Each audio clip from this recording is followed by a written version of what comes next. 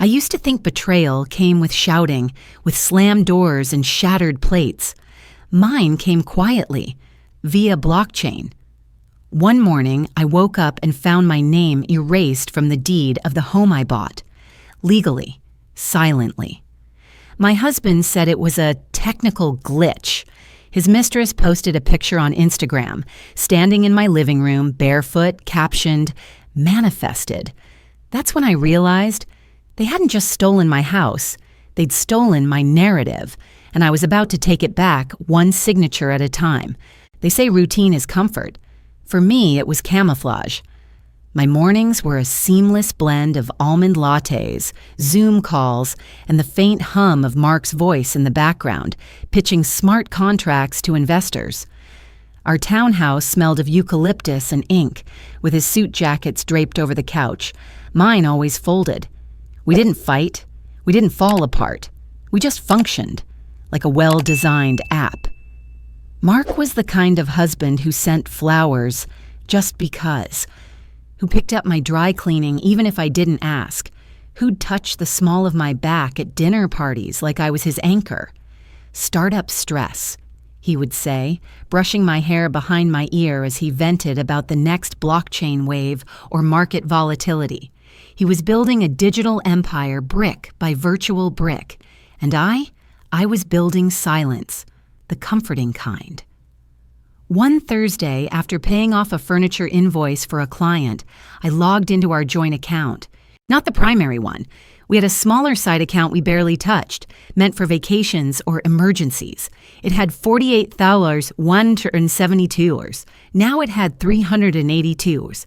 I stared at the screen, refreshed it, again and again.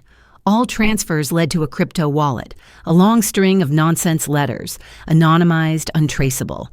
I texted Mark, "Hey love, did we move funds into crypto again?" No response for 2 hours. Then, "Yeah, temporary, safer during market dip. We'll explain later. Nothing to worry about." I blinked at the smiley face. A cheap Band-Aid for a gaping wound. Something twisted behind my ribs. That night, he kissed my shoulder and fell asleep with his head on my lap while I scrolled Instagram.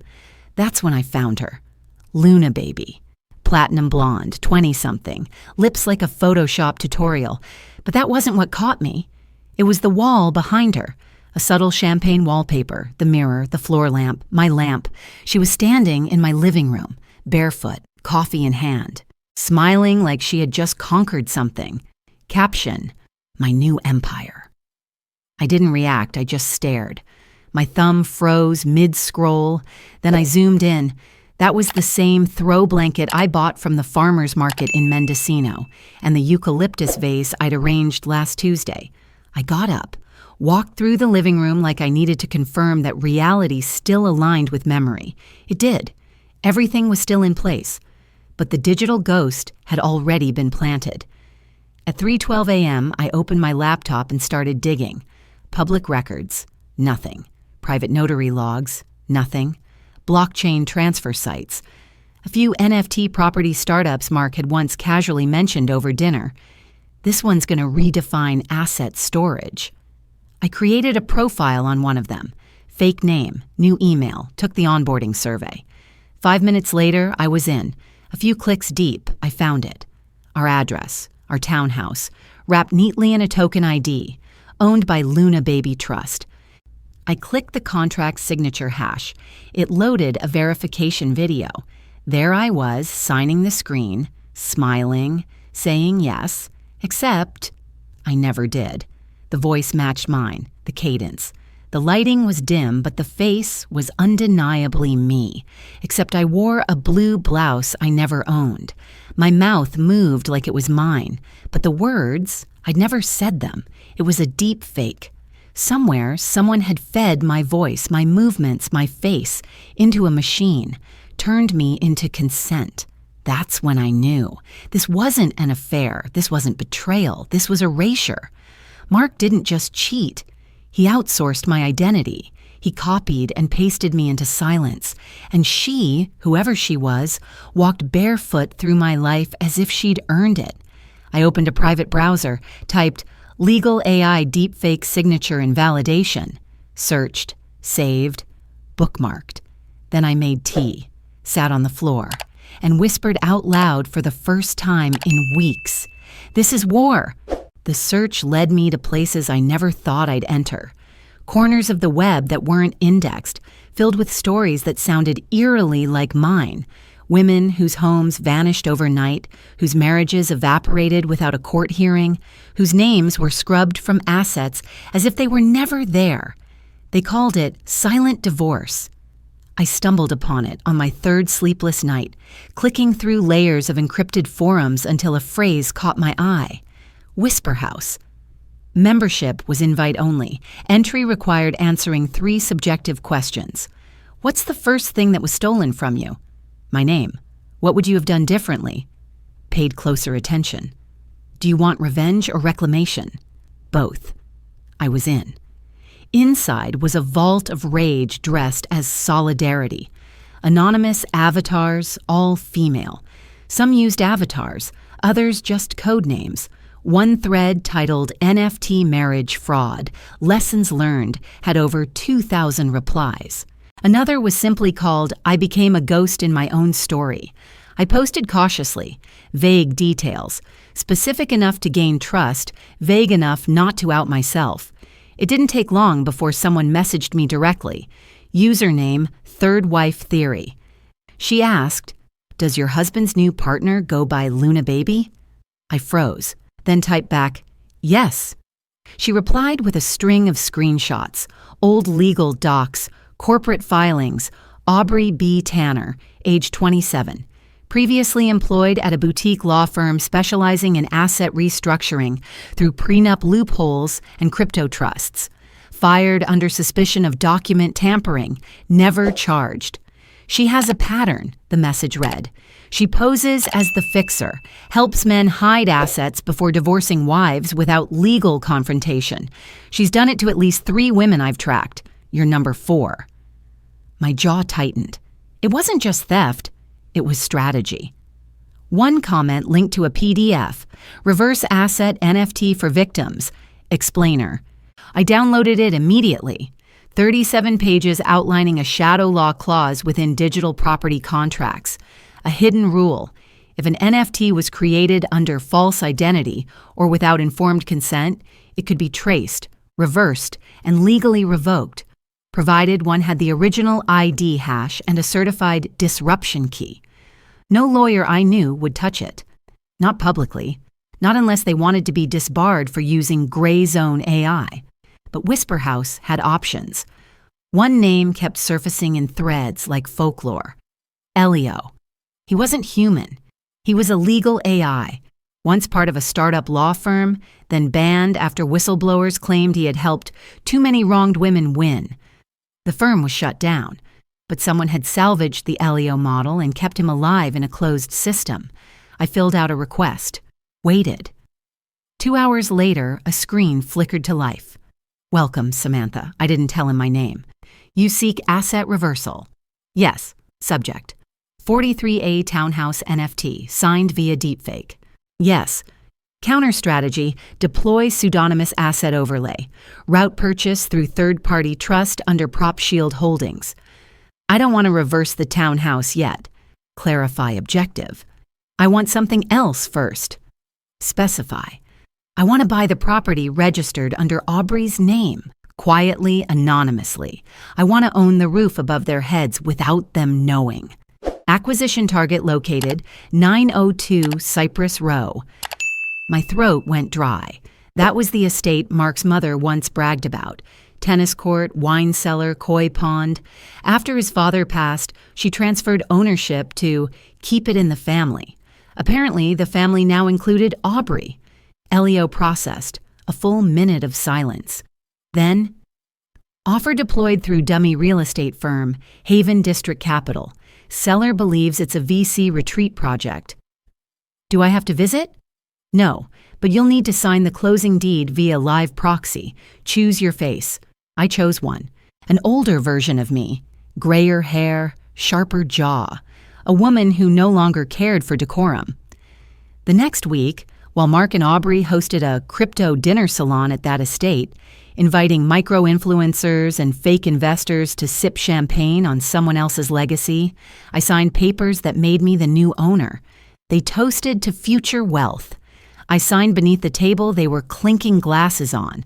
I didn't feel triumphant. Not yet. I felt focused. Power, it turns out, doesn't come from winning. It comes from knowing you don't have to announce it. My silence had served me well, but silence doesn't shift a narrative. It only delays it. And if they were going to script me out of my own life, I'd rewrite the whole damn play under a different name. I created her over 3 nights. The Velvet Widow. A voice like velvet, grief-touched but composed. No face, no age, just a presence. I bought a second-hand mic, locked myself in the laundry room for acoustics, and recorded the first episode. I didn't sign the deed, but I watched her walk barefoot through my house like she had inherited my memories. They used my voice, my likeness, my trust. They made me a ghost, so I became one. The podcast dropped anonymously. No preamble, no hashtags, no names, just ghost assets. Episode 1, Property Without Consent. It sat idle for 2 days. Then Reddit got hold of it, then TikTok, then Discord channels titled Reclaim What's Yours. A niche crypto group reposted it with the tag Stolen Wives NFT. Within a week, the podcast had 3 million downloads. I released 2 more episodes. Still no names, but just detailed enough. I described the eucalyptus vase, the throw blanket from Mendocino, the deepfake contract with the blue blouse I'd never owned. It was specific, but not identifiable, unless you were the one who did it. Then it must have felt like a mirror. People started DMing the Velvet Widow account with stories. This happened to my sister. My ex did the same thing with a shell company in Dubai. Can we fight this? I answered every message. Meanwhile, I went to press, under a second identity. Not the Velvet Widow, but a woman named Claire North. I pitched myself as victim number 2 in a pattern of crypto-enabled property fraud. I told one journalist I had no personal stake in the viral podcast, but felt it gave others courage. The article hit Medium's front page. The Velvet Widow isn't alone. Digital divorce and the rise of asset ghosting. 3 hours later, Aubrey went live. She wore a white satin top, hair curled to soft, effortless waves, minimal makeup. A carefully designed look that whispered, "Honest woman." "I know people are saying things about me," she said, blinking into the camera. "But I'm not here to steal anyone's life. I didn't take her house. I built my own, with intelligence, with love, with vision." She paused, let the silence bloom. "And to whoever's behind this podcast, let me be clear. I see you, and I forgive you." Forgiveness, as if she were the priest and I the sinner. Comments flooded her feed. Some supportive, some vicious, but one from a verified account asked a question that stuck. Did you or did you not authorize a contract under someone else's digital identity? She didn't answer. I didn't need her to. I opened the drive Elio had labeled for external pressure only. Inside was the contract video, deepfake flagged, metadata analyzed, signed through a third-party system traceable to Aubrey's legal account from 2 years ago. Not enough to press charges, but enough to unravel her web. I didn't post it online. I sent it quietly to a man named Julian Reyes. Julian was one of Mark's biggest investors. Tech angel, publicly neutral, privately lethal when lied to. I sent him a message through encrypted relay, attached the footage, and one line. "She's done this before. To you." Less than 24 hours later, Julian withdrew his full investment from Mark's company. No statement, no drama, just a quiet earthquake. Mark called me that night. I didn't answer. Aubrey posted nothing for 3 days. Then she resurfaced with a photo of herself crying, captioned, "Healing, not hiding." I knew that look. It wasn't healing, it was panic in pretty lighting. Back in Whisper House, The Velvet Widow became more than a podcast. It became a signal, a protest chant, a hotline. Women were writing in to say they'd discovered fake prenups, secret asset transfers, shell companies signed in their names. Some wanted justice. Others just wanted to be heard. And I wanted her to feel what she had made me feel: doubt, displacement, disconnection. Not just in court, in public, in private, in her own skin. But that desire was dangerous. Power starts as protection. Then it tastes sweet. Then it corrupts. I stood on the balcony of the estate I now owned, watching Mark's Tesla pull into the driveway like he still belonged. I didn't speak. I just watched him step out, adjust his jacket, check his reflection in the car window. He was still handsome, still smooth, still unaware that the ground beneath him had shifted. I didn't need to be in the frame anymore. I just needed to control the lens. Everything collapsed without noise. Mark's company dissolved within 3 weeks. Board members resigned, contracts voided, and the last press release read more like an obituary than a farewell. No public scandal, just silence, like a void swallowing sound. Julian's silent exit triggered a domino effect. Investors panicked. Clients disappeared. A blog post emerged on Medium titled "Ghost Marriages and Crypto Crimes" that detailed the company's ties to questionable NFT real estate deals. No names mentioned, but everyone knew. Aubrey vanished. Her Instagram deactivated. Her healing posts gone. No tears, no rage, just digital absence, as if she had never been. The media tried to find me, but I had already made myself unfindable. I deleted old business websites, wiped social profiles, rerouted my identity through layers of encrypted proxies. I wasn't hiding. I was choosing not to be seen. Then came the email. It was from Mark's mother. Subject, "Please. Can you tell them who you are? We have nothing left. Everyone has turned their backs. Aubrey is gone. Mark hasn't said anything. You're the only one who knows what really happened. Do you still have compassion?" I stared at the screen for a long time. She had once called me too ambitious for a wife. She had once pulled me aside and said, "It's okay if you want to work, but remember who the real provider is." And now she was asking for grace. I didn't reply. Instead, I focused on the house, the estate I had legally, quietly taken ownership of. The marble floors still echoed Mark's footsteps. The wine cellar still had his favorite Pinot. The koi pond still shimmered with the same lazy elegance. But I wanted to make it unrecognizable, not to him, but to me. I gutted the interiors, tore down walls, painted over memories. I hired a team of designers, mostly women from Whisper House, survivors, lawyers, architects, artists. We transformed the estate into a sanctuary, a resource center, a place where women could rebuild without shame. We called it the Key Room, after the one thing that had been stolen from all of us. The grand opening was quiet but powerful. Invitations sent only to those who had lived what we had lived. No press, no influencers, just raw truth in the form of shared experience. Then, 2 hours into the event, she arrived. Aubrey, she wore black, understated, no lashes, no smile. She waited until the speeches were done, then approached me while I stood by the reflecting pool. "I'm not here to cause trouble," she said.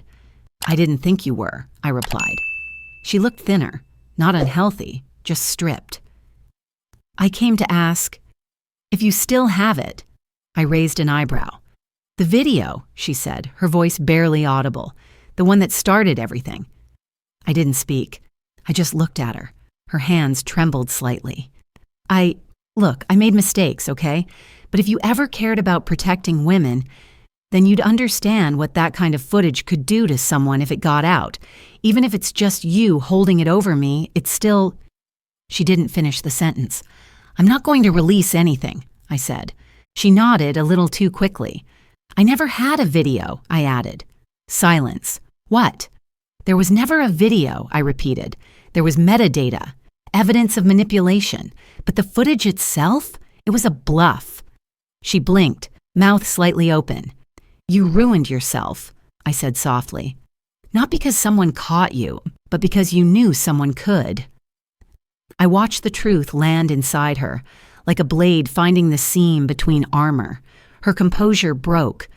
She turned without a word and walked out of the sanctuary I had built. I didn't watch her go. Instead, I looked at the women seated across the courtyard, laughing with coffee in their hands, notebooks filled with plans, women rebuilding on land that once belonged to people who thought power was a birthright. Power, I had learned, is not about holding something over someone's head. It's about handing someone a key they thought they'd never see again. And I wasn't a widow.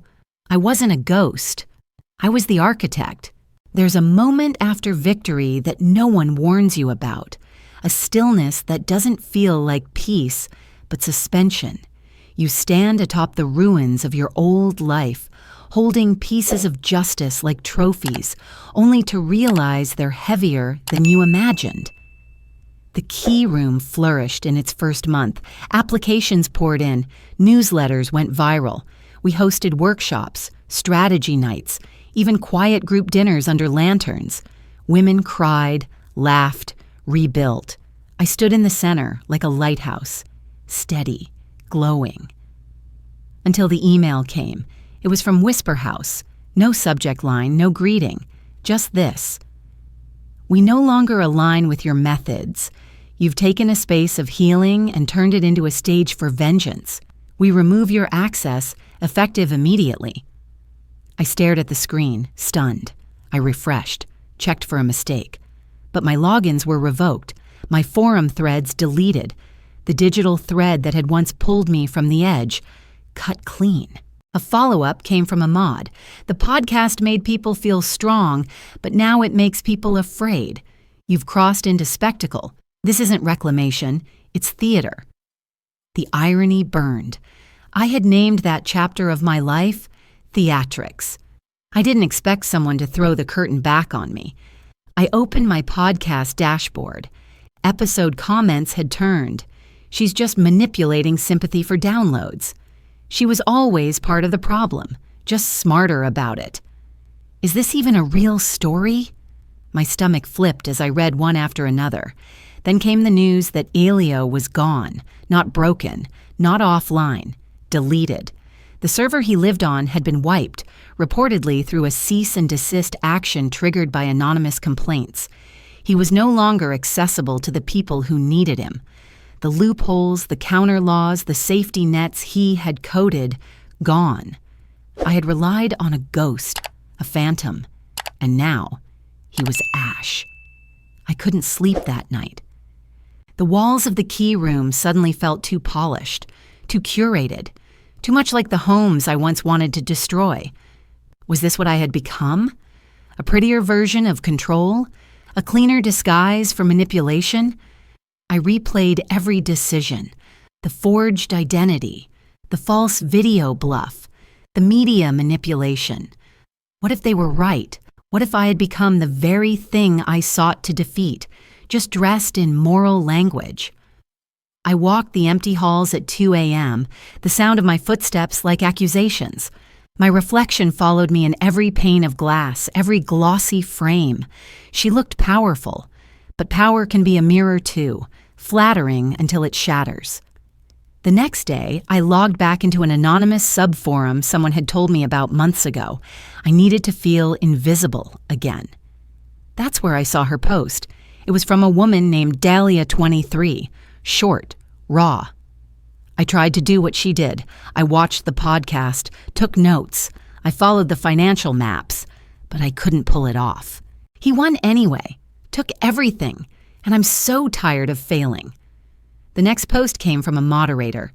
User Dahlia23 has been found deceased. This thread is now closed. I froze. Every cell in my body locked.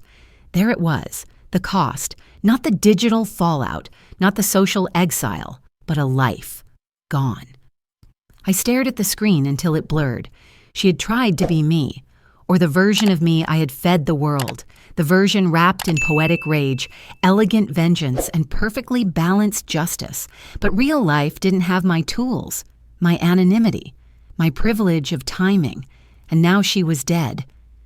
The first article dropped 3 days later. The Velvet Widow Effect, when vengeance becomes a movement. They didn't know my real name, but they had enough. Audio clips, metadata, pieced together timelines. They accused me of inciting a dangerous ideology, of glorifying a form of justice that demanded perfection or collapse. The second headline was crueler: "The Whisper That Kills, podcast linked to user suicide." It didn't matter that I hadn't known her. It didn't matter that her pain had been seeded long before my voice reached her ears. What mattered was the echo. I logged into my last surviving social account. I deleted every post, every trace of the widow. Then I wrote something I hadn't written in months, a full letter. "Dear strangers, I did not ask to be followed. I did not ask to become a movement. But I told a story, and that story moved. I am sorry that it made anyone feel pressure to replicate pain, but I will not apologize for surviving mine. What I did was not pure. It was not clean, but it was real. If you're looking for heroes, look elsewhere. I was just trying to come back from nothing." I posted it, closed the app, deleted it. I unplugged the Wi-Fi, turned off my phone. The world can only chase what answers back. And I had said enough. The silence now was different. Not sharp like judgment, not hollow like loss, but full, weighted, measured. It filled the air in gentle ways, like fog softening the outlines of things once too sharp to look at. I moved into a cottage an hour outside the city, tucked behind wild rose hedges and untamed trees. The rent was modest. The view overlooked a lake that didn't ask for anything. No networks, no followers, just space. I started teaching quietly, under a new name, in a small community center. The class was titled Rebuilding Selfhood After Collapse. It wasn't advertised. Word spread slowly, mouth to mouth, grief to recovery. We sat in a circle each Tuesday. No mirrors, no screens, just notebooks, soft light, and voices trying to find shape again. Some women came after divorce, some after prison, others after years of hiding inside lives that never felt like theirs. I didn't ask for their stories unless they offered. They didn't ask for mine. But something passed between us. An unspoken recognition that we all used to be outlines, trying to become people again. One afternoon, after a class on narrative reclamation, a girl named Elsie stayed behind. She was 22, maybe. Hair cropped short, eyes that watched like they had seen too much, too fast. She looked down at her hands and asked, "Do you ever wish you could go back? Before everything?" I took a long breath. The wind stirred the curtains. "No," I said, "because I'm not trying to survive anymore. I'm trying to live." Elsie nodded. Not quickly, not politely, but like she understood. We didn't speak again that day. At night, I wrote, not to reclaim, not to reveal, but to release. The story poured out in fragments, not linear, not clean, but alive.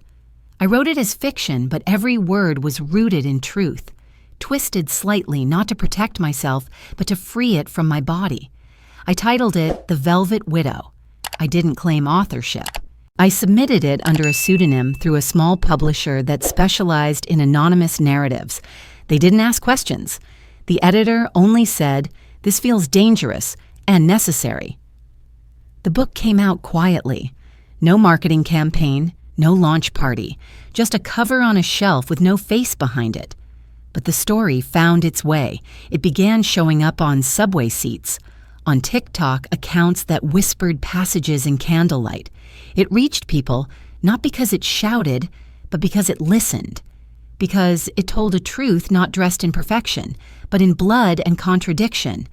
One review read, "It's the kind of story that makes you feel seen and guilty at the same time."